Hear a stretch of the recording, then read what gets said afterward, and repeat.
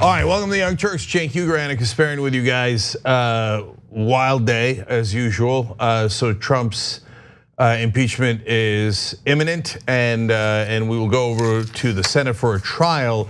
What's going to happen in that trial is as important as it gets, because that's what's going to determine whether Trump is going to be run out of office. And I know what the correct strategy is for the Republicans. Not sure if I should reveal it to them. I'm pretty sure Mitch McConnell is not going to take my advice, but I will share it with you guys. So there's a lot to get to here on a wild day as usual. So Casper, let's do it. What do we got? All right, well, we have impeachment news to start off with, and Rudy Giuliani is an idiot, so let's do that.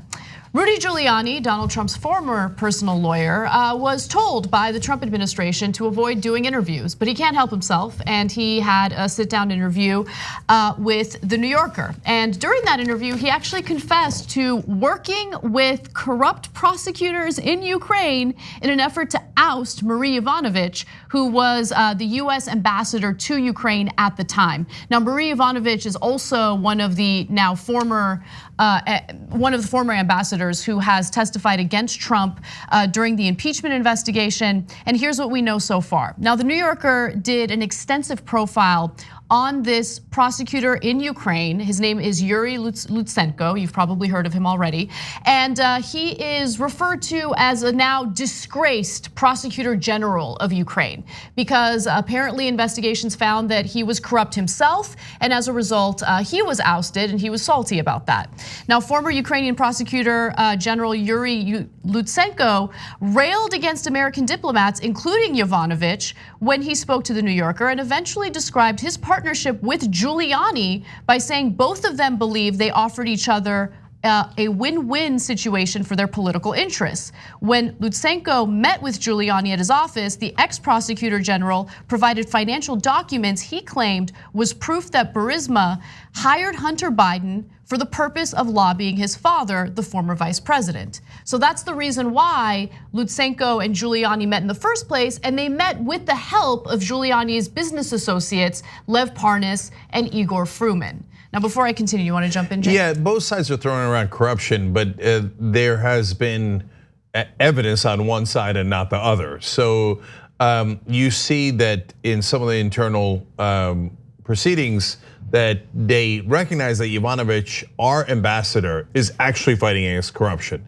And so Lutsenko, who came in pretending to fight against corruption, kind of like Donald Trump, Lutsenko says to Giuliani, we have a win-win here. We're both pretending to fight against corruption while actually being in favor of corruption. Now, of course, he doesn't frame it that way. We read you the quote there, but that is what's happening. They're like, but we got to get rid of Yovanovitch, okay? Because she actually would expose us, and she doesn't want us to do nonsense investigations of the Bidens, because she knows factually, and this has been shown over and over and over again, that it's not true. So we got to get her out of the way so that we can play our political games here. And so that's why they have their so-called win-win. But yes, look, it's one thing for a corrupt guy in a different country to say, hey, America, can you get rid of your diplomat because she's getting in the way of my corruption? It's another thing for America to agree, but it's a third thing for American State Department not to agree, but the president's personal lawyer to go in there and go, well, I'm gonna fire a diplomat from the State Department, even though I'm not in the government. I'm gonna work with the president to fire this person because it helps this corrupt guy in Ukraine, and which now Giuliani and some of his associates, the government is looking into whether they got paid to do that, right?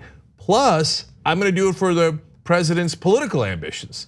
None of this is in any way legitimate.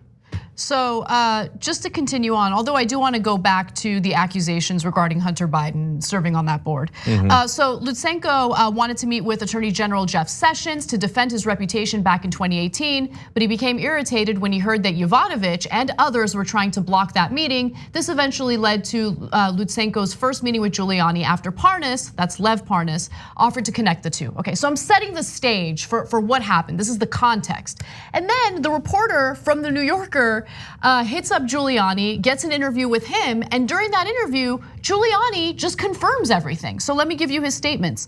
Now, according to Mediaite, Giuliani largely confirmed Lutsenko's account of their relationship. He too saw Yovanovitch as an obstacle hindering his attempt to dig up dirt against his client's rival in advance of the 2020 election. Here are direct quotes from Giuliani himself. "I believed that I needed Yovanovitch out of the way. She was going to make the investigations difficult for everybody." It's amazing. Okay, why would you admit that? Why would you admit that? You're saying I'm a person not in the government. I'm the president's personal attorney / fixer. I'm trying to help him win the election. And I needed the American ambassador out of the way so that we could do a corrupt, he doesn't say the corrupt part, but we could do an investigation of the president's son, rival, right? And his son. Okay, look, even if that was your intent, why are you so stupid as to admit it to a reporter? They're unbelievable. So, is he stupid, or is there something that we don't know, right? Is there something that isn't being reported accurately in the mainstream media? And I say that because, I don't know, recent things that have transpired in my life have made me question everything. And so, look, I mean, it does make sense if Hunter Biden is serving on the board of a Ukrainian gas company, right? Wouldn't corrupt, actors have like a direct connection to Joe Biden, who then has a direct connection to Obama, the president of the United States at the time? Yeah, I hear you, but look, so let me tell you my take on this based on what we know. Look, everybody on planet Earth knows that Hunter Biden was on the board of that Ukrainian gas company because his last name is Biden. And he's almost pretty much admitted that, okay? He had no knowledge of Ukrainian gas and of course would not be on the board of that company getting $50,000 a month otherwise. That's not the question. So, and if you're a conservative saying Hunter Biden was basically doing corruption to get on that board, yes, totally, okay? But the question is, was Joe Biden affecting American government policy to help his son get on the board? If there was evidence of that, I got no love for Joe Biden. I'd love to have evidence of that, and then I would use it and tell you guys about it, because then that would be corruption, and I would hate it. But there is no evidence of that. Or if there's any evidence showing that Biden is pulling strings for people in Ukraine because his son is serving on that board, right? Yes. So if there's evidence of that, then it's a big problem. Yeah, if there was evidence of Joe Biden in any way shaping American policy based on his son getting paid, we would be 1,000,000% against it. And look, I mean, I don't want him to be president. I want Bernie Sanders to be president. I don't want him to be a general election candidate because I think he might lose to Donald Trump. I think he's a really bad candidate. But there is no evidence of Joe Biden in any way affecting Ukrainian policy. In fact, it appears based on the evidence that we have, Joe Biden did the opposite. They were trying to fight corruption, and they wanted to get rid of prosecutors who would not fight corruption at places like Burisma. So Hunter Biden, guilty of using his father's name in a way that's odious, if you ask me, but I don't think Joe Biden's guilty. I'd love to tell you if he were, but I don't think he is. And the final part of this is how Giuliani confessed to working with a conservative columnist at The Hill in order to push information about this investigation out there to the public. In fact, he reached out to John Solomon at The Hill and said, "John, let's make this as prominent as possible. I'll go on TV, you go on TV, you do columns." Okay. So look, the only reason why I think that's relevant is because if this was really in American foreign policy, you don't need to go on TV, and you don't need to get another conservative writer to try to influence policy in this direction. The only reason why they're going through these weird paths to get an American ambassador fired is because what they're doing is illegitimate. If they had any real information about an American ambassador doing anything inappropriate, they would just simply take it to the State Department. His client is the president of the United States. If you let the president know, hey, your ambassador is doing something wrong, he could then ask the Secretary of State, which is a lackey of Donald Trump, Mike Pompeo, and they'd be like, whoa, let's find out. The reason they're doing this whole effort is because Yovanovitch wasn't doing anything wrong. In fact, she was trying to fight corruption. That's why they had to do a workaround to try to get her fired, both for Ukrainian business interests and for Donald Trump so that he can investigate his political rival. They had to do a workaround. That's what they had to do. Workaround. Okay. Yeah. No, it makes sense. It makes sense. It's just, you got to be skeptical of things you read these days, but that does make sense, and we haven't seen any evidence of Biden's wrongdoing.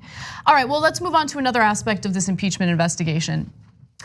Mitch McConnell is finding himself disagreeing with a number of Republicans, even Donald Trump, when it comes to the best way to proceed with the impeachment trial in the Senate.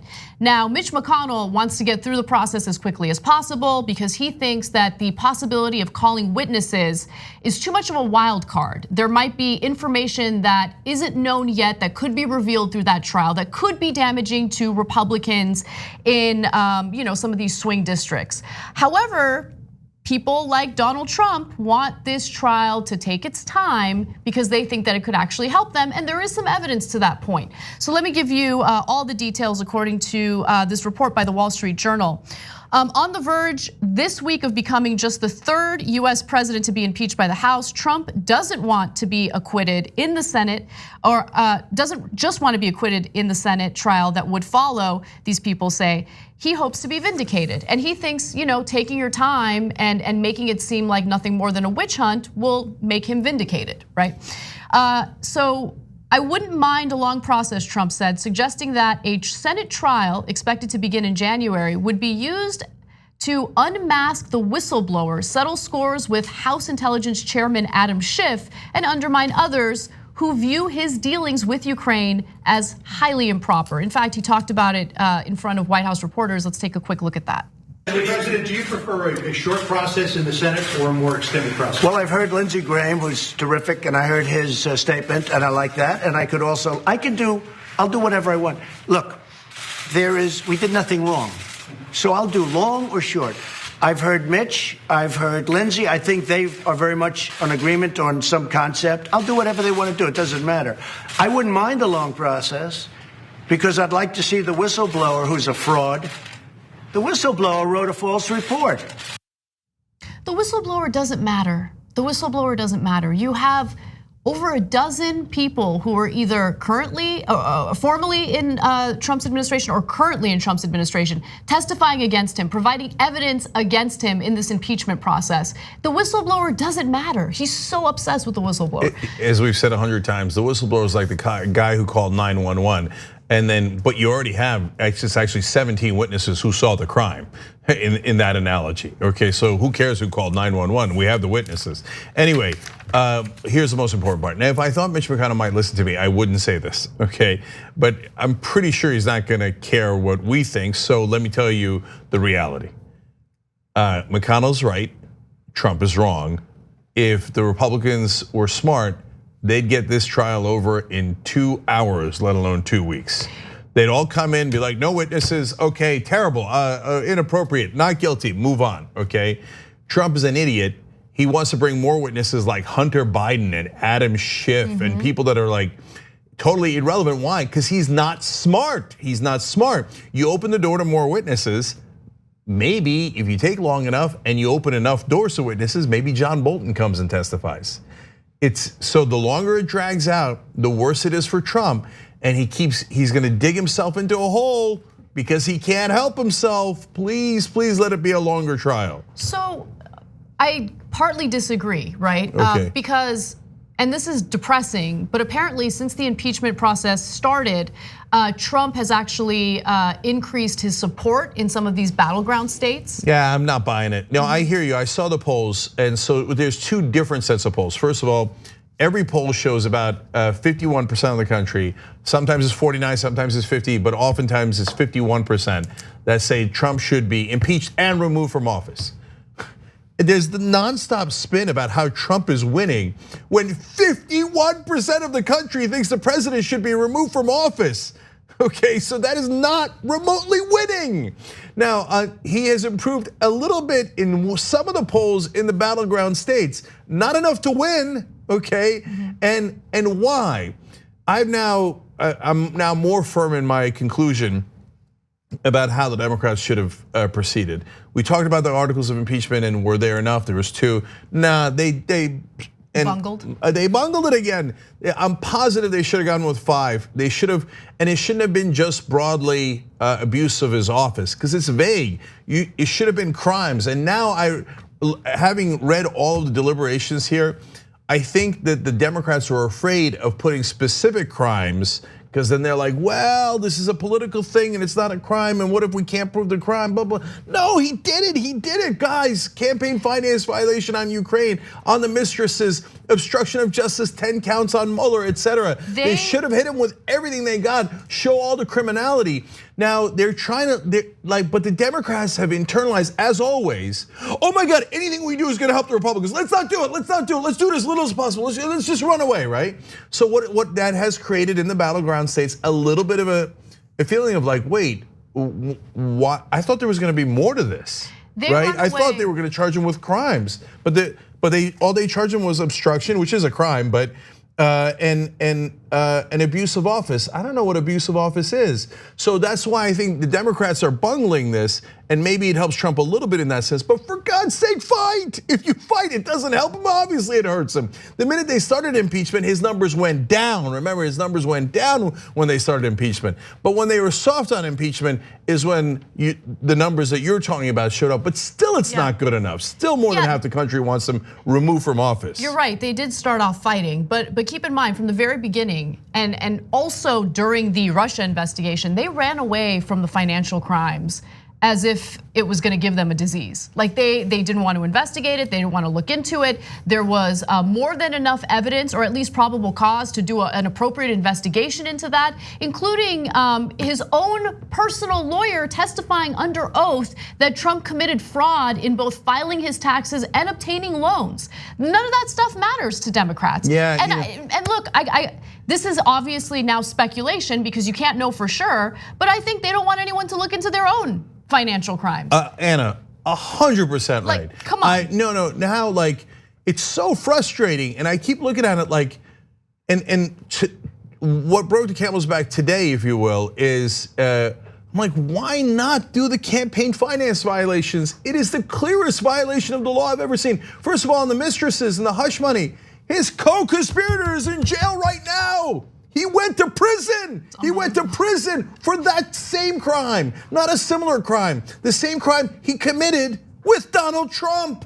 They robbed a bank together in that analogy, okay? Yep. They committed, and one guy's in prison and the other isn't. And then on Ukraine, if you watched any of the Young Turks coverage of this, you know we've been saying from day one, even asking for assistance from a foreign country into your campaign without quid pro quo was already a crime. It's clearly a crime, campaign finance violation. So then I realized today, oh my God, the Democrats, they're worried about if they have campaign finance violations. That's why they're not bringing it up. That has to be it, because I don't understand, they hate Trump. Maybe not as much as they hate progressives, but they hate Trump, right? And so I don't understand why they would limit themselves, limit the scope of the impeachment investigation, why they would needlessly go out of their way to focus on charges that are so vague and also so complex for the American people to understand, right? And so I'm not saying that to insult the intelligence of the American people. I'm saying that because you're right, Cenk. When you hear abuse of power, well, what does that mean? It's too vague, be specific. What has he done exactly that's an abuse of power? And look, one thing that Americans understand is money, right? And so if there is a criminal exchange of money, if there are bribes, people understand that. People are furious about that. The fact that Democrats have shied away from honing in on that and really emphasizing it is I don't know, it's a curious decision. No, absolutely, man. We talked about how Richard Neal didn't go after that's the head of the House Ways and Means Committee, part of Democratic leadership. He didn't go after Donald Trump's taxes. And then we found out, it turns out he has not released his own taxes. Oh my God. And so then they don't want to go into his business dealings. Why? Because they don't want to go into Democrats' business dealings. They don't want to charge him with campaign finance violations because Trump keeps saying, oh yeah, I'll look into you. And that threat has been the most effective threat that he's ever used. Because when Trump says, you look after my money, I'll go after your money. Democrats go, no. The abuse of power, kind of obstruction. Let's get out of here, let's not talk about the money. God, they're the worst. So now what we're in is, as usual with Trump and Democratic leadership, is we're in a bungle off. Yes. Okay, who's gonna bungle this more? Democrats so far, like in the beginning, Trump took the lead. The Democrats at least did the impeachment. In the beginning, actually, I should clarify, they didn't impeach for years when they had enough information on the hush money payments, et cetera. So Democrats were winning the bungle off, but then Trump bungled the Ukraine call and the Ukraine thing so badly, the Democrats had to impeach him. He takes the lead. Now, then the Democrats go, oh yeah, we won't charge you with the worst crimes. The Democrats take the lead again in the bungle off. Yes. But I think based on this story that we're giving you here, Trump at the end might be like, no, hold my beer. No one's gonna outbungle me. I could have gotten out of this in 2 weeks and been done with it and get to say I'm acquitted. But no, I want it to be longer and call up nonsense witnesses and drag it out until I get myself in so much trouble, I accidentally get myself convicted. So important facts as we move forward with this Senate impeachment trial.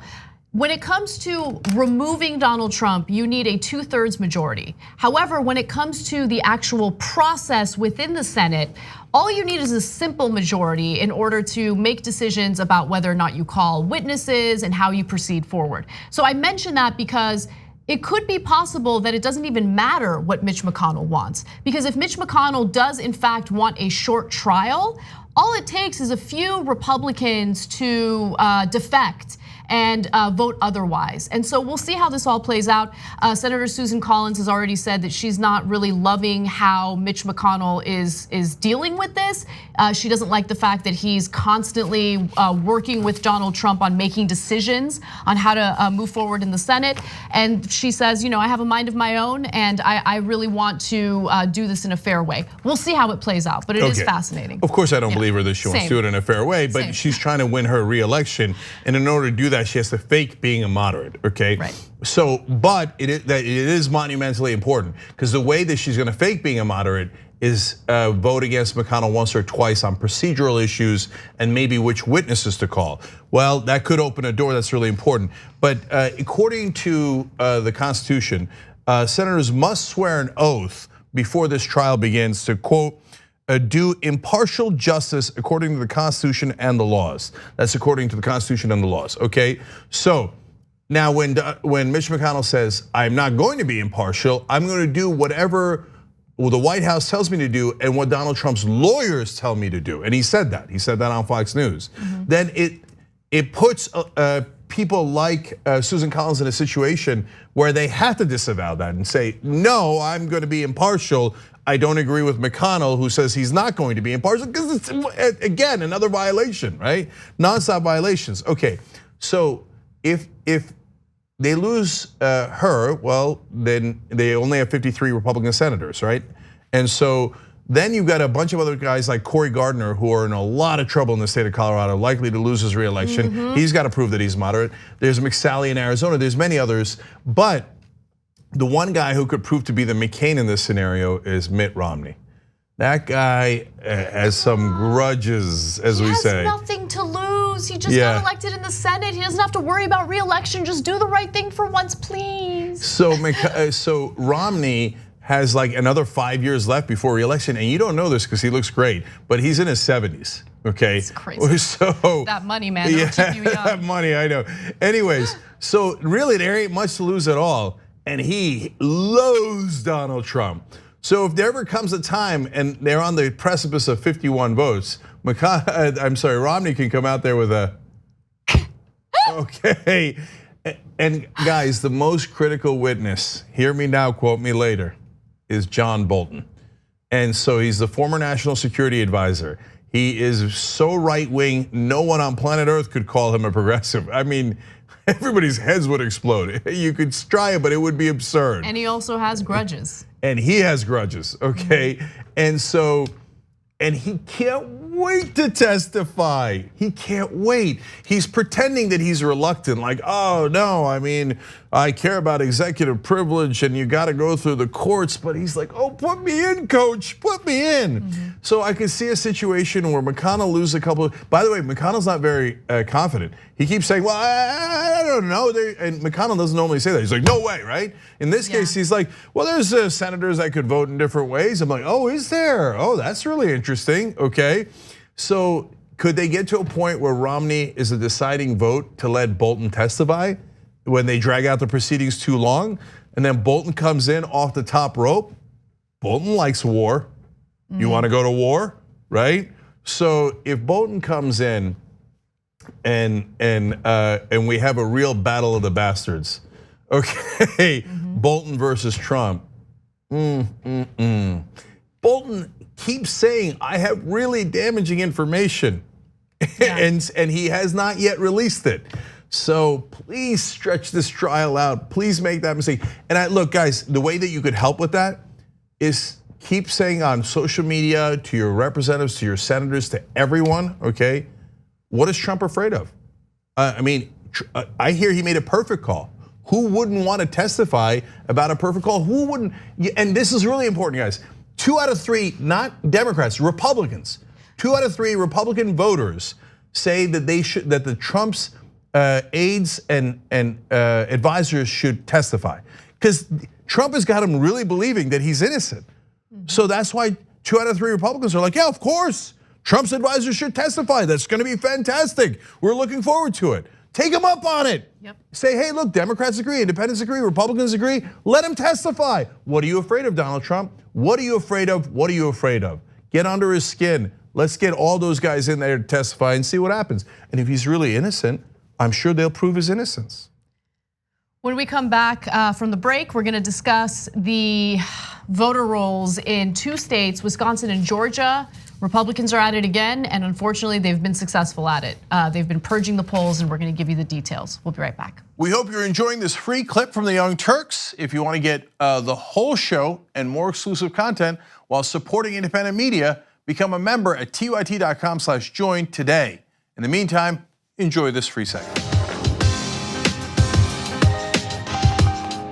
All right, back on the Young Turks. Meg writes in, Rudy's going to take them all down. Unintentional hero. This is the members that are weighing in here. tyt.com/join to become a member. The Left Fist writes, total side note, am I the only one that finds it funny that one of the henchmen is named Igor?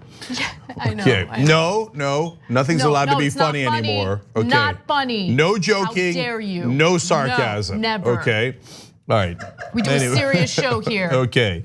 Stop that party attitude. That's right. Witchy Witch says, Giuliani admits anything illegal because he believes he can get away with it. Proof, he's not in jail. Well, that is unfortunately fair.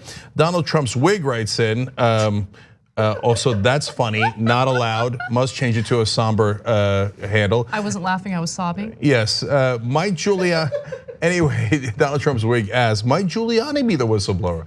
No, because he's not in the government.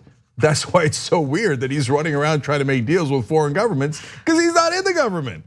Obviously the whistleblower was. Last 2, Mandy Blizzard born on Twitter says, whenever I hear the criminal in chief say I can do whatever I want, it makes me want to vomit, because apparently it's absolutely true. Well, almost, but let's see what happens here, okay? We got maybe a couple of months to find out. Oh God, as I say it makes me sick. YouTube super chat, Peter Wilkes says, does the House have to send articles of impeachment to the Senate? Can they delay? Well, delay is an interesting idea, but I'm against it. I always want to go full speed ahead, unless they're going to put in more articles of impeachment. But I got to tell you guys something really scary. Maybe we'll save it for the post game. Yeah, you know what? Let's do that. Let's save it for the post game, because there's now a new Democratic idea, which could be unbelievably disastrous.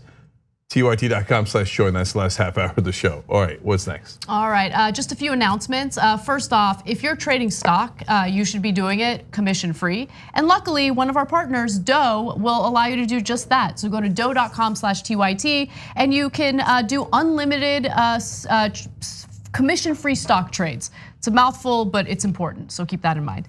Also, we're excited to let you guys all know about additional exclusive members-only content. Hostmates, as I've said before on the show, we did our 2nd annual shoot of Hostmates, and it's a lot of fun. OGs versus newbies with Brett Ehrlich hosting the game show. It was a lot of fun. So that'll be available for everybody, well, not everybody, for our members specifically on Friday, December 27th at 8 p.m. Eastern time, 5 p.m. Pacific. Make sure you check that out. It'll be a lot of fun. All right, let's move on to the rest of the news. And unfortunately, this next story is pretty disastrous, and we need to fight back against this because this games the system against democracy. So Hundreds of thousands of voters have been purged from the polls in 2 states, Georgia and Wisconsin, and this is disastrous. Now, as we know, Georgia had already played games with their voter rolls in the gubernatorial race between Brian Kemp and Stacey Abrams, and of course, the Republican in that race won. And anytime you hear a story about voters being purged from the polls, it's usually because of demands by the right wing, and unfortunately, more often than not, they get what they want. Recently, during a rally, Bernie Sanders spoke out against this. Let's hear what he had to say.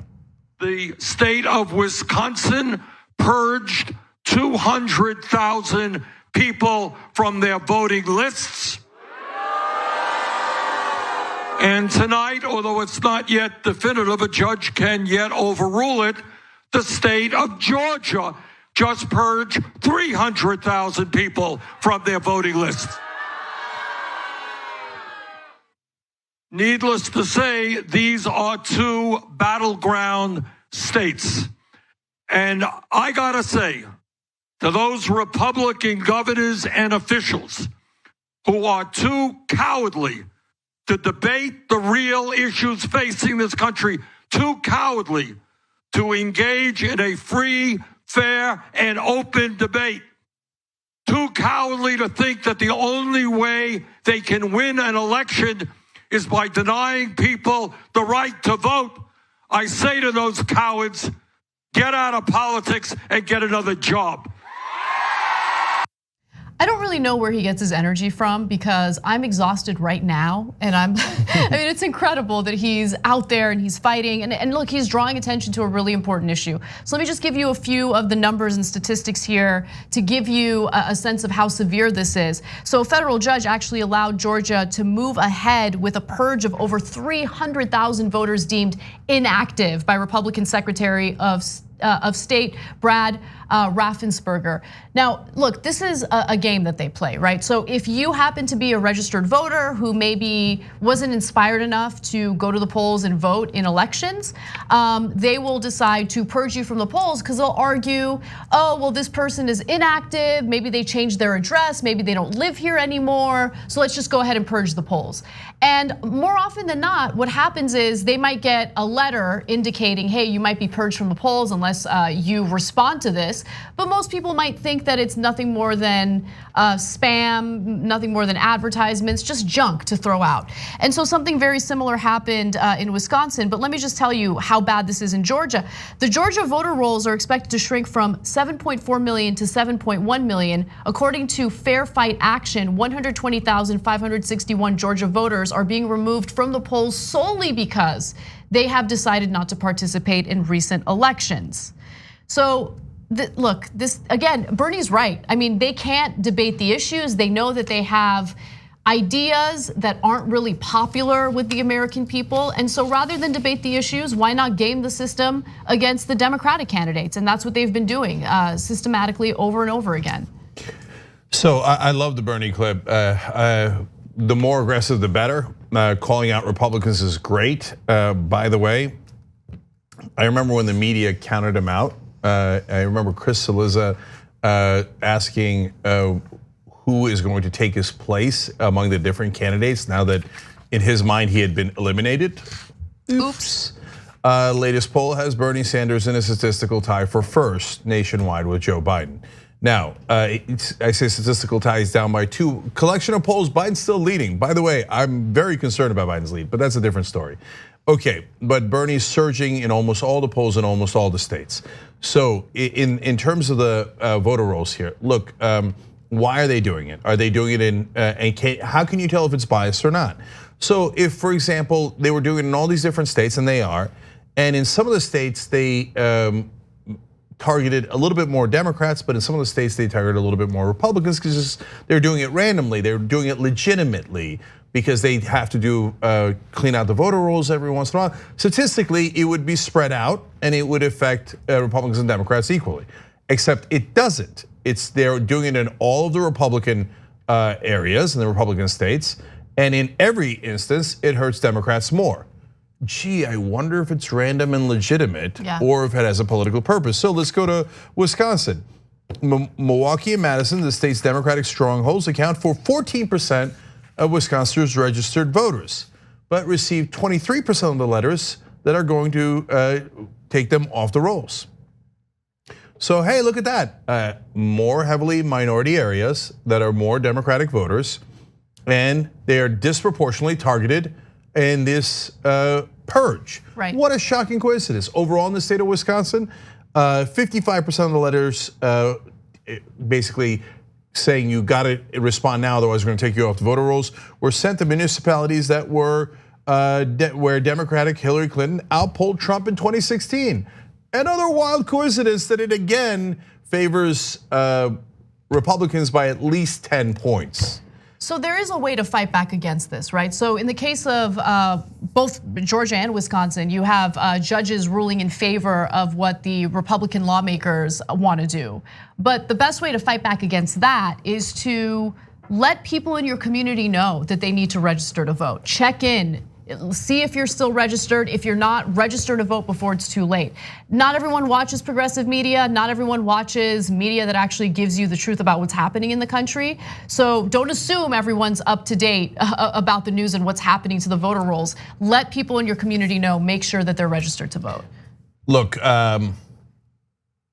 the Democrats don't fight back. So it's only the Republicans doing voter purges. They fight back, they just fight back against progressives. Right, but not against Republicans. So now here's an idea that Democrats will never do.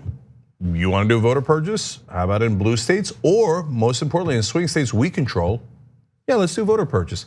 Oh, what an unlucky break. We purged 60% Republicans and golly gee, I mean, we could all stop together. If you stop voter purges in Georgia and Wisconsin, we could stop it in Pennsylvania and California. But I guess if you want to keep it going, New York, now we did it in New York. Another unlucky break, just like the Republicans. They happen to be purging mainly Democrats. We just randomly wound up purging mainly Republicans. But the Democrats would never do that. I don't think they should. To be fair, I think it's a bad strategy. I don't like using voters. No, Anna, look. I'm making a rhetorical point. Yeah. Do I actually want voter purges? No, I don't want a single voter purge. I think that this is undemocratic. But Democrats just like complaining about it isn't getting anything done. You have to find a creative, different way of fighting back. And the governor of Wisconsin is now a Democrat.